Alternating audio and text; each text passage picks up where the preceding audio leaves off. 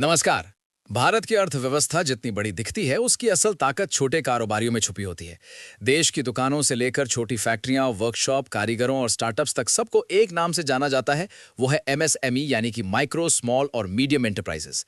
लेकिन सच्चाई ये है कि भारत दुनिया की चौथी सबसे बड़ी इकोनॉमी बन चुका है। फिर भी एमएसएमई सेक्टर आज भी पैसे की कमी, लोन की दिक्कत और बाजार तक पहुंचने की समस्या से जूझ रहा है। ऐसे में सवाल उठता है, बजट साल 2025 में सरकार ने एमएसएमई के लिए क्या किया? क्या ऐलान जमीन पर उतरे या फिर सिर्फ भाषण तक ही सीमित रह गए? चलिए एक एक करके साफ हिसाब समझते हैं। सबसे पहले समझिए एमएसएमई कितना बड़ा सेक्टर है। भारत की जीडीपी में एमएसएमई का योगदान 30% के करीब है। देश के कुल रोजगार का 35 से 40% हिस्सा एमएसएमई देता है। एमएसएमई तकरीबन 25 करोड़ लोगों को नौकरी देता है। भारत के कुल निर्यात में छोटे मझलो उद्योगों की हिस्सेदारी 45 से 48% है। देश में 6 करोड़ से ज्यादा एमएसएमई यूनिट्स मौजूद हैं। यानी अगर एमएसएमई कमजोर पड़ेगा तो ग्रोथ धीमी पड़ेगी। उसका सीधा असर पड़ेगा लोगों पर।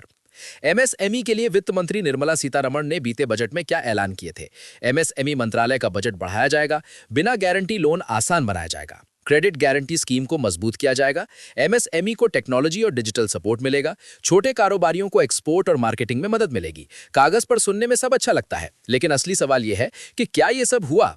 बजट साल 2025 में एमएसएमई मंत्रालय के लिए करीबन 23,160 करोड़ के करीब का एलोकेशन किया गया। ये पिछले साल के मुकाबले ज्यादा था, लेकिन देश के 6 करोड़ एमएसएमई हैं। सरकार को प्राथमिकता है कि बिना गारंटी के सस्ता लोन मिले। इसके लिए सरकार ने credit guarantee interest for micro and small enterprises की गारंटी क्षमता बढ़ाने का लक्ष्य रखा, जिसका मतलब था कि छोटे कारोबारियों को बिना कोलैटरल के लोन मिलना आसान हो जाएगा। माइक्रो बिजनेस के लिए गारंटी 5 करोड़ से बढ़कर 10 करोड़, 5 साल में 1.5 लाख करोड़ का एक्स्ट्रा क्रेडिट कवर देने की योजना। स्टार्टअप्स के लिए क्रेडिट कवर 10 करोड़ से बढ़ाकर 20 करोड़, 27 प्रायोरिटी सेक्टर को लोन के लिए 1% की रिड्यूस्ड फीस। एक्सपोर्टिंग एमएसएमईज जो सामान विदेश भेजते हैं अब 20 करोड़ तक का टर्म लोन ले सकते हैं। ये लोन बेहतर क्रेडिट गारंटी कवरेज के तहत मिलेगा।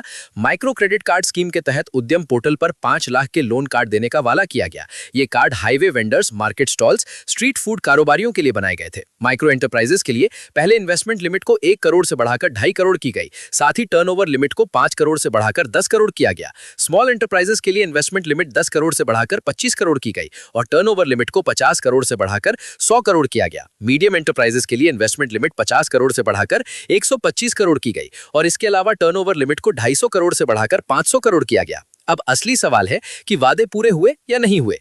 क्रेडिट गारंटी स्कीम के तहत अब 60 करोड़ लोन बांटे गए और एमएसएमई को फायदा हुआ। लॉन्ग टर्म गारंटी स्कीम वो 20% एक्सपोर्ट एमएसएमई को फायदा हुआ, लेकिन प्रोसेसिंग में देरी अब भी बड़ी दिक्कत है। एमएसएमई कारोबार की लिमिट बढ़ने से लेकर 1 करोड़ पर रजिस्ट्रेशन किया गया। एमएसएमई में 6.75 लाख नई नौकरियां आई। जीडीपी में एमएसएमई में 30% से ज्यादा योगदान हुआ। ये सभी योगदान एक्सपोर्ट में एमएसएमई का योगदान लगभग 45 से 38% के आसपास बना हुआ है।